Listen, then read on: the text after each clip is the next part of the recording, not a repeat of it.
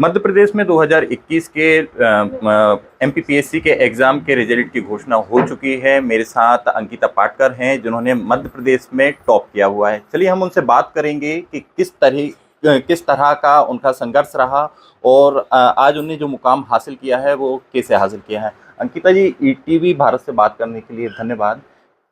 आपकी जो शिक्षा की जो जर्नी थी वो किस तरह से रही और कौन कौन से संघर्ष के दौर आपको देखने पड़े? सर मैंने अपना जो सबसे पहले मेरी शिक्षा जो शुरू हुई प्राइमरी स्कूल में हुई वो रायसेन से ही हुई। उसके बाद सर मैं नवोदय में मैंने अपना एंट्रेंस दिया, तो सर वहाँ रेसिडेंशियल स्कूल है और घर से दूर रहना पड़ता है, तो सर वहाँ बाहर रह के पढ़ाई की। फिर उसके बाद सर ग्रेजुएशन किया मैंने एक्सीलेंस से, तो वहाँ पर तो सर ऐसा कोई संघर्ष नहीं रहा, पर हाँ घर से दूर रहना पड़ा पढ़ाई के लिए कई बार। और सर तैयारी के दौरान कई बार सिलेबस में जैसे कि इंग्लिश मीडियम में कंटेंट वगैरह नहीं मिलता था, तो फिर मैं हिंदी से ट्रांसलेट करके कार्य करती थी, तो वहाँ थोड़ी थोड़ी चुनौतियाँ रहीं, पर जो जर्नी है वो सर अच्छी रही और सर फिर उसका रिजल्ट भी बहुत अच्छा मिला सर। कई बार देखने में आता है कि जब कोई बड़ा परिवार होता है तो छोटे बच्चे पर अपने जो पेरेंट्स रहते हैं उनका स्नेह कुछ ज़्यादा रहता है, तो ऐसे में परिवार का किस तरीके से सपोर्ट आपको था? Yes sir. सर मैं मेरे परिवार की पांचवी बेटी रही हूँ, तो सर ऐसा कहा जाता था कि मेरे जन्म के समय तो सर सभी दुखी हुए थे कि पांचवी भी बेटी हो गई है, परंतु सर उस समय भी मेरा मम्मी का हमेशा से था कि हाँ हमको तो सबको पढ़ाना है, बेटियां हो चाहे बेटा हो, तो उन्होंने हमेशा से पढ़ाया। और बचपन में भी मैं काफ़ी, यदि मेरे मतलब कई बार स्कूल में भी यदि ज़्यादा मार्क्स आ जाते थे तो मम्मी स्कूल में जाके बोलती थी कि इसकी कॉपी अच्छे से चेक करिए, आप इतने ज़्यादा मार्क्स मत दीजिए।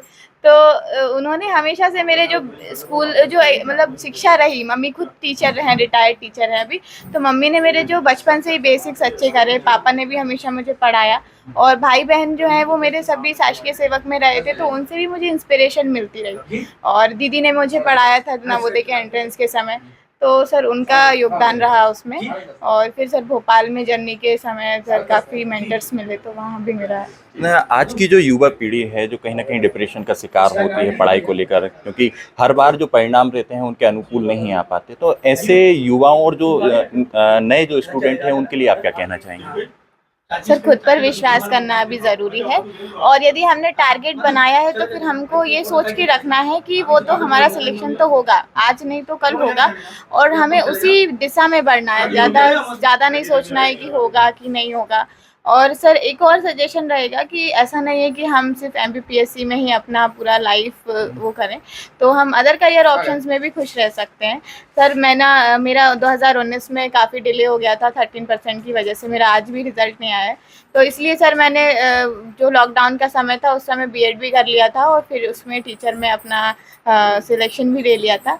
और विद इन अभी ये पटवारी सब ग्रुप 2 का एग्ज़ाम हुआ था, तो उसमें फिर मेरा सहायक विकास विस्तार अधिकारी के पद पर भी हो गया था, तो मैं वहाँ भी कार्य करना शुरू कर दिया था कि जॉब के साथ मुझे कुछ एक्सपोजर भी मिलेगा समाज में कार्य करने का, तो जब भी मैं एमपीपीएससी में सिलेक्ट होंगी तो मुझे वहाँ पे एक्सपीरियंस ही मिलेगा। तो सर दोनों फ्रूटफुल रहा मेरे साथ, जॉब भी रही और पढ़ाई भी। अक्सर देखने में आता है कि एक बार गवर्नमेंट जॉब लगने के बाद लोग आगे की तैयारियां छोड़ देते हैं, पर आपने निरंतर संघर्ष करते हुए आपकी गवर्नमेंट जॉब लगी और विद इन 3 मंथ बाद आपकी एमपीपीएससी में मतलब आपने रैंक 1 हासिल की। अब कैसा लग रहा है?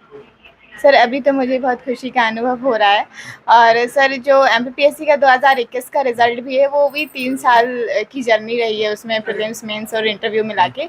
और सर उस समय मेरी जॉब भी लग गई थी, तो सर मैं सुबह और शाम में समय बचाती थी, और स्कूल में लंच के समय थोड़ा पढ़ने की कोशिश करती थी। फिर अभी भी सर जब मैं सहायक विकास विस्तार अधिकारी ज्वाइन किया तो उस समय मेरा इंटरव्यू सामने था, तो वहाँ पर भी मुझे स्टाफ ने सपोर्ट किया, तो मैं पढ़ाई करती थी और सुबह शाम देती थी, और संडे सैटरडे मॉक्स देने का प्रयास करती थी ज़्यादा से ज़्यादा, तो इस समय तरह से मैंने तैयारी की।